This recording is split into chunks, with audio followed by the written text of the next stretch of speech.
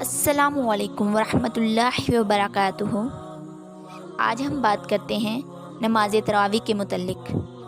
یاد رکھیں کہ بالغہ عورت کے لیے بھی نماز تراویح سنت مؤکدہ ہے، اس کی ادائیگی عورت پر لازم ہے، لہٰذا گھر کے کام کاج کو بنیاد بنا کر یا سستی کی وجہ سے اس کو چھوڑنا بالکل بھی درست نہیں۔ اس نماز کے کچھ ضروری مسائل ہیں جن کو بغور پڑھا جائے تو انشاءاللہ عز و جل فائدہ ہوگا۔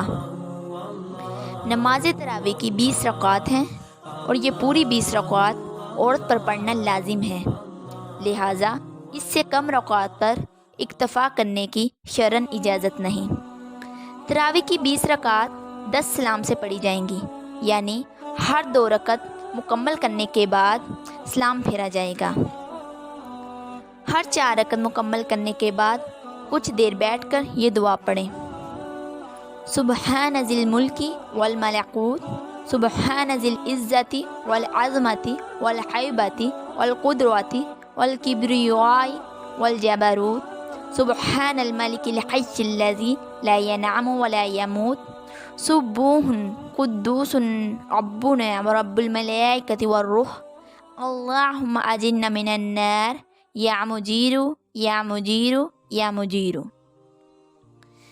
نماز تراویح کا وقت عشاء کے فرض ادا کرنے کے بعد سے شروع ہوتا ہے اور سحری کا وقت ختم ہونے تک رہتا ہے۔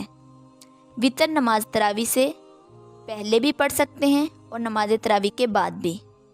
نماز تراویح بغیر کسی شدید مجبوری کے بیٹھ کر نہیں پڑھ سکتے۔ نماز تراویح کی قضا نہیں ہے، لہٰذا اگر کسی رات تراویح نہیں پڑھ سکیں اور سحری کا وقت بھی ختم ہو گیا تو اس کی قضا نہیں۔ میری اس ویڈیو کو زیادہ سے زیادہ شیئر کریں تاکہ زیادہ سے زیادہ لوگوں کو اس سے فائدہ ہو۔ جزاک اللہ خیر۔ اللہ حافظ۔